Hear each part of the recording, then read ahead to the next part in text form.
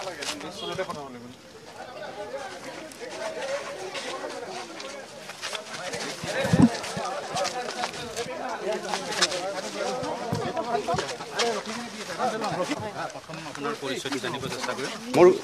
শ্ৰী কিশোৰ চন্দ্ৰ বৰুৱা, ঘৰ মোৰ সৰুপেটাত। আৰু জুবিন মোৰ ভাল বন্ধু আছিল এজন। বন্ধু মানে মোৰ ভগৱানৰ নিচিনা আছিল। মোৰ উৎসাহ দিয়া মানুহজনে তেখেত আছিল। তেখেতে মৰাৰ ক্ষেত্ৰত মই এখন সৰুপেটা থানাত FIR কৰিছিলোঁ। সেই FIRখনৰ ভিতৰত মোক আজি 3 দিন মাতিলে। আজি তৃতীয় দিন।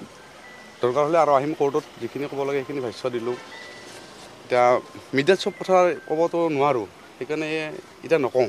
আপোনাৰ কথাখিনি যিখিনি ষ্টেটমেণ্ট দিলে কিমান সহায় কৰিব বুলি ভাবে?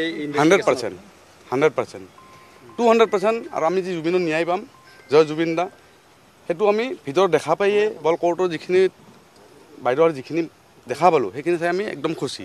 সিদ্ধাৰ্থ কেনেকৈ পাইছিল আপোনালোকে? কেনেকুৱা পাইছিল মানে? পিখাচৰ কথা মোক নুসুধিব। এটা ভগৱান পিখাচ, সি কোনো মানুহ নহয়, সি আমাৰ অসমীয়া জাতীয় নহয়। পিখাচৰ কথা আমাক নুসুধিব। এনে মাথা চাথা গৰম হৈ আছে আপোনাক কৈছোঁ। আৰু সেইবিলাক কথা আমাৰ মুখেদি তাৰ নাম কোৱাৰ লগতে মই গা ধুব লাগিব ক'ৰবাত, খাৰ চাব নোৱাৰি। সেইবিলাক কথা নুসুধিব আৰু সেইবিলাক মোক চিনি নাপাওঁ, নুশুনো। তিলকৈ মাৰিব লাগে, ফাঁচি দিব লাগে, ৰাইজৰ আগত ফাঁচি দিব লাগে। সিহঁতক জজ খেলপথাৰক আনক, নেহেৰু ষ্টেডিয়ামত তাতে ফাঁচি দিয়ক। আৰু ৰাইজে পাথৰ মাৰে আমি ফাঁচি দিয়াৰ পিছত, মৰাৰ পিছত। সেইখিনি জুবিন মানুহ নাছিল, জুবিন ভগৱান। ভগৱানক যিহেতু হত্যা কৰিছে। মোৰ 2018 পৰা সম্পৰ্ক, 2018। কিশোৰ বৰুৱা। মোৰ ভাইৰ দৰে, মোৰ ভগৱান।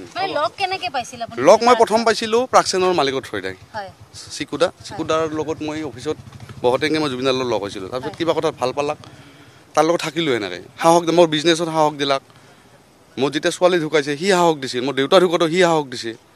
বহুত ক্ষেত্ৰত মোক সাহস দিছিল। আজি তাৰ কাৰণে মই আজি এখিনি ডেভেলপমেণ্ট হৈছোঁ। নহ'লে মই আজি অসমীয়া হিচাপে মই গুৱাহাটীত কেণ্টাৰৰ হেণ্ডিমেন হ'ব লগা হয়, মই জুবিনক লগ নাপালোঁ হয়।